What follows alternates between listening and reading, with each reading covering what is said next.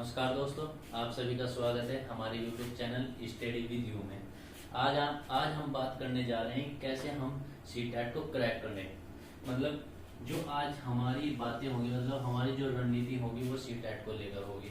इसके ऊपर हम अपने कुछ पॉइंट लेकर आए हैं, कुछ बिंदु लेकर आए हैं जिनका हम डिस्कशन करेंगे कि कैसे उन बिंदुओं के सहारे हम सीटेट में अच्छे नंबर ला सकते हैं। और बहुत से बच्चे कहते हैं कि मेरा कुछ टाइम से सीटेट क्रैक नहीं हुआ है, और उनका सीटेट क्रैक क्यों नहीं हुआ है, इस बारे में बात करेंगे। सबसे पहले हम बात करते हैं कि हमारी क्या क्या स्ट्रेटेजी होंगी, क्या क्या रणनीति होंगी। तो सबसे पहले मैं बात करता हूँ जो हमारा नंबर 1 पॉइंट है वो क्या है।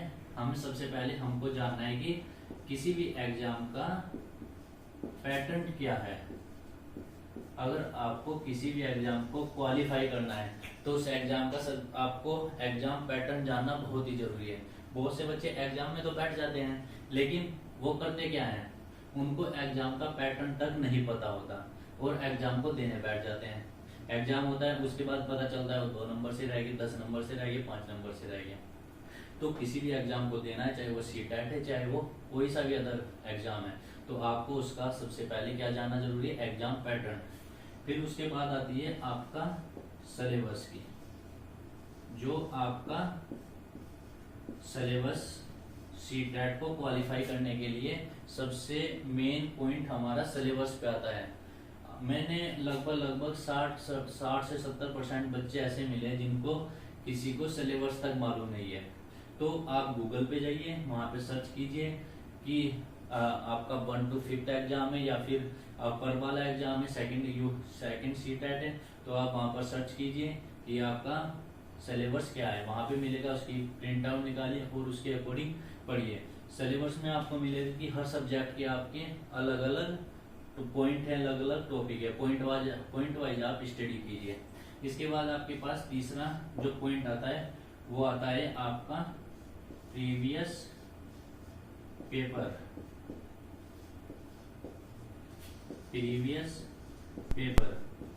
अगर आपको सीटेट क्वालिफाई करना है तो आपको क्या करना पड़ेगा, प्रीवियस पेपर निकालने पड़ेंगे।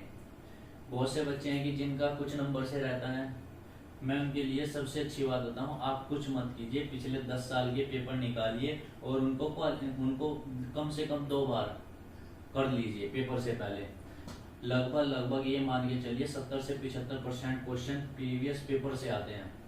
आप एक बात देखिए, जब हम सिलेबस देखते हैं सब्जेक्टेड वाइज, चाहे वो सीडीपी का हो, इन्वायरमेंट का हो, भाषा का हो, मैथ्स का हो, तो हम पाते हैं कि कुल मिला के मुश्किल से मुश्किल 25 या 30 पॉइंट हमारे पास है जिनको हमको पढ़ना है। हम देखते क्या है कि प्रीवियस पेपर में क्वेश्चन रिपीट हो रहे हैं। क्यों हो रहे हैं? जब हमारे पास गिने चुने तो टॉपिक हैं, बार बार वो उठते हैं और बार बार उनसे क्वेश्चन निकलते हैं। आप एक बार देखिए कि माना 2010 में क्वेश्चन उठा उन 25-30 टॉपिक से, 2011-12 लगातार एक साल में 2 बार भी पेपर हो रहे हैं।